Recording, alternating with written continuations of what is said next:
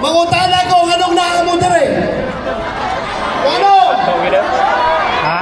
Nagos ba to? Nagide. Ibalo ko. Ikato pang signal. Tanan kita karon ng sumo. Mag-live na go, ulay ko. Isa man kuno nalipay. Dili mo tuyo. Gidala si Tatay Digong dito sa dahig. Siguro si Marcos na. Siguro si wala si speaker na. Sila rin nalipay. Kita tanan nag-goal. Pusa. Ako naghangyo kaninyo na dapat magkahiyong usata.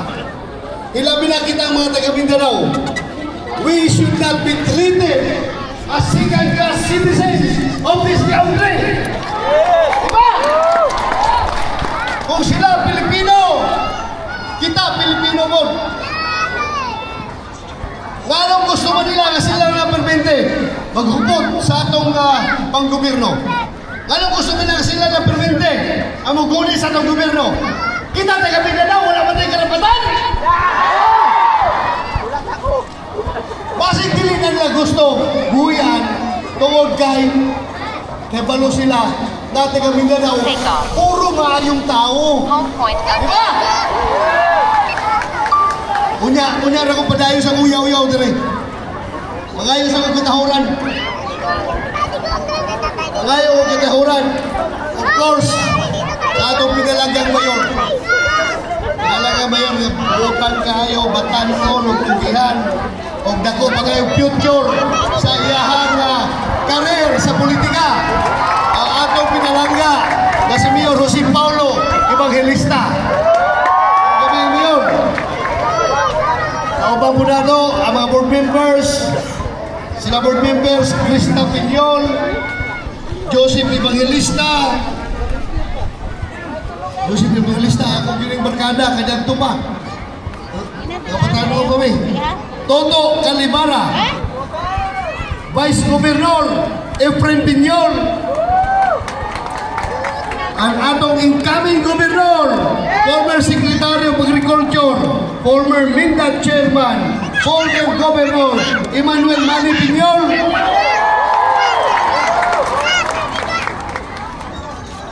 ang atong mga incoming councilors. Dali lang ha. Kasi ako yung kalimtan. Incoming City Councilors of Kinabawan, Galin Lunsaga, si Boboy Palmones, si Mike Ablang, Jason Sibog, o kinigyot ako gining amigo. Kauban ako ni sa trail sa Kabukiran, magmotor me, si Pipoy Dison, ang mga boy, Nelson Catamco, Peter Salak, Morgan Milodias, Arnold Sombiling. Kauban po na ito si Vice Mayor Melvin Lamata, Vice Mayor Pug Sakdalan. Kauban po na ito ang mga mayor sa mga silingan na ito ng mga lungsod. Si Mayor Susing Sakdalan sa Alamana, akong kumpare Lito Pinyol sa Blang, Janjan Roquero, Eper Dinulan. Sa atong masila ko nakalimtan ha. Ayaw mo pang luod kung nakalimtan ako. Pasensya na yun. Kaya mo rin nagihantay ka listahan. Sa atong tanan ko natin ang kinapawan o mga silingan ng mga lungsod kaniya karon maayong gabi. Ako, gikan ko ng kampanya dito sa Visayas. Pero pagtawag ni Pipoy Dison, ingon siya ka, sir, kung makaanhin mo daw ka, ingon si Mayor, mani ka kinapawan, kay doon tayo prayer rally para sa kang Tatay Digong. Ewan ko mo anha ko po'y, manigkamon yung anak. Ano? Kay kini kinapawan, importante kayo sa kong kasing-kasing. Dili lang na tuod ka dengan guwapa dire. Kung dili gipanganak ang akong inahan. Ang akong inahan na gipanganak sa Barangay Matiyo. Sa may taga Barangay Matiyo dire. Diyagi pa nga nakakawinahan. Usay ko po, imuagdaan ko. Tungod kay importante ng lugar na para kanako. Mga higala ko, mga kaigsuunan. Nakita pa siguro ninyo ang pahita ko karon. Nganong ka mo nasakitan sa mga panghita mo? Nganong nahimo ka ng pagdaog-daog nila sa atong Pangulong Duterte na nahimo mo personal na kayo sa tuwa? Nganong? Tungod kitang tanan ng mga Pilipino nagamahal sa atong Pangulong Duterte, sa atong Tatay Digong, di ba? Busa, kung makita nato kung giunsa nila, paglapastangan giunsa nila, pagbalik ng mga balaod, pagbalik ng mga proseso, giunsa nila pagyatak-yatak sa atong konstitusyon para lang matuman ang ilang gusto nga mairis ang mga Duterte sa politika sa Pilipinas. Grabe na kayo, di ba? Karon, pagkahuman nilang dala kang Tatay Digong dito sa Dahig, kaya balo mo kung sa sunod lang waton, ilan na pong tanggalon, ilang tantangon sa pwesto pagka vice presidente si Inday Sara. Di ba? Karon, pagbalik na mo karon sa Senado, kung makadaog magaling ko, mudaog ka ako! Mudaog ka ako! Ulangan, mga banda pa ako ninyo! Ulangan, mga banda pa ako. Sugot, tayo mo nga wak na senador kagigas sa Mindanao. Hindi kita mo sugot. Kaya kung wak na senador kagigas sa Mindanao, sa mutang daog-daogo na mga tawhana na. Mga dimungkog na. Bosa, maningkamo ta. Si Inday Sara na po ang next target nila. Kami ginatarget nila, ako, si Senator Bongo, o tanan nga mga kandidato sa PDP Laban, naningkamot yun na sila nga di makalusot kay para hapsay kayo nilang pagtanggal kang Inday Sara sa pagka-vice presidente. Musugot mo!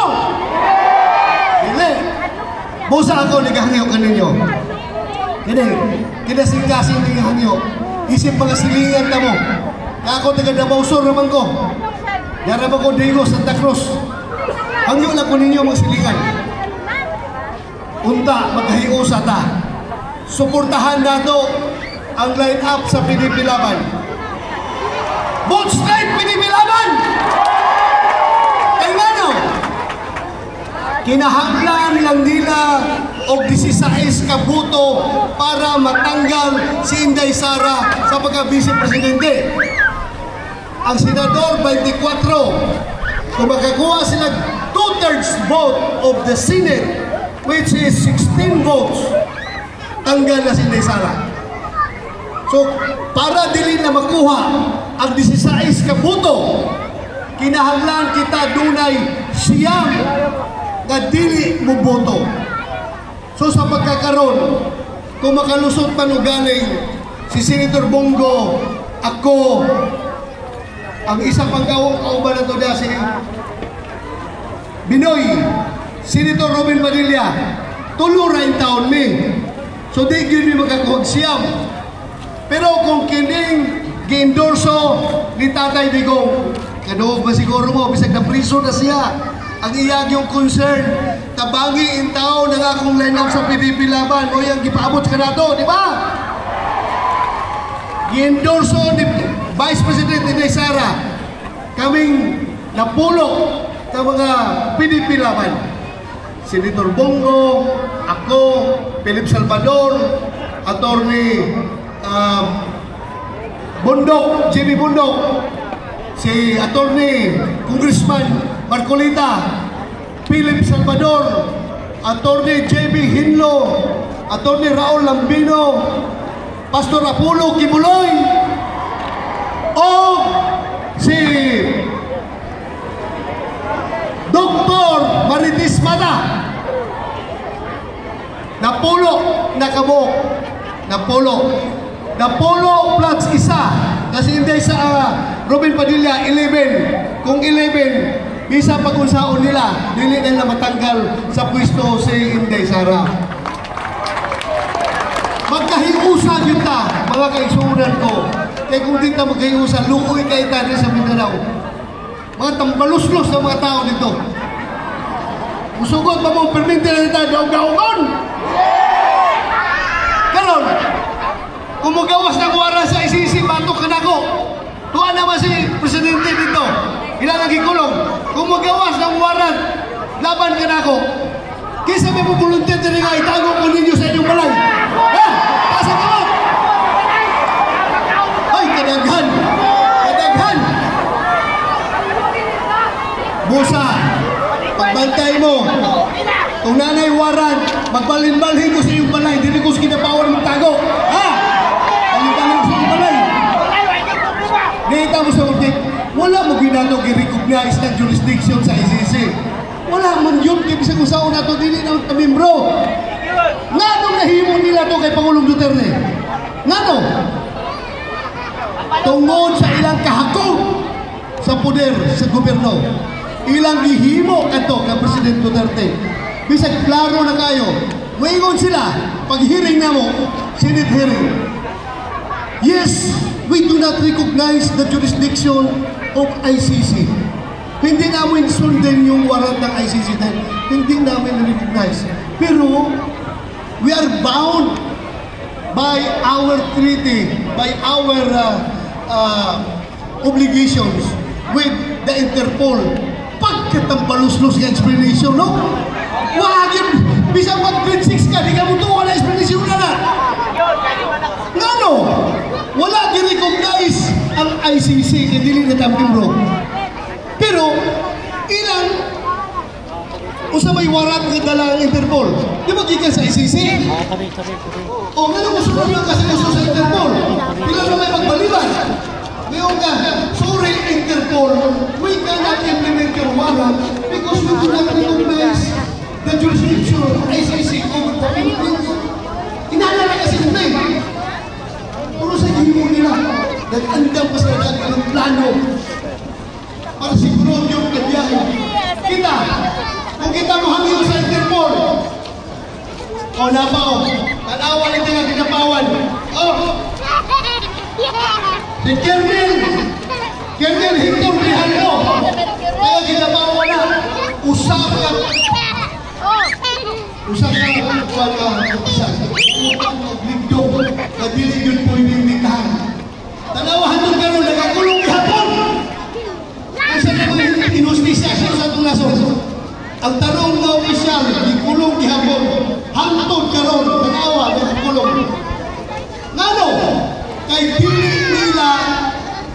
nila madala, dili na madiktahan na ipasulti ni Grijaldo dito sa hearing nila sa Pwadcom sa Katungtong na dili na madawat na dili ko sa si Grijaldo ngayon ang diktahan na mauli mong isultihan ingon nimo na si Presidente Duterte, si Senator Bato, si Senator Bongo mauli involved sa pagpanghatag ng mga premyo kung isa makapatay. Lus! Ano mo premyo magkuha? Kabahaman sa polis na! Di ba? Ilang ikulong doon hindi na madala ang mga ligdong na tao. Maunay nila hanggang ligdong. Kung kisa hindi lagi tuuan. Kanto mga dati, mga drug lord protector. Tanawa, si Kerwin Espinosa. Drug lord, ilahan ituuan para lang yun himong testigo. Naghahapon ang isang adlaw, nagdrama-drama, nagpapusil-pusil dito ang buwang. Para inon ko nung, para magkakawag buto. Kinunto. Usap din gobyernohan eh. Ang gituhuan mga drug lord. Ang ipangkulong ang mga tarong opisyal. Tarong opisyal na kinapawan. Si Colonel Grijaldo. So sobra na napakita mo karon. Di na natin madawat. Ako, isip inyong representante sa Senado, representante din sa Mindanao. Ako gayon kong barong. Di yung wala ko atrasan!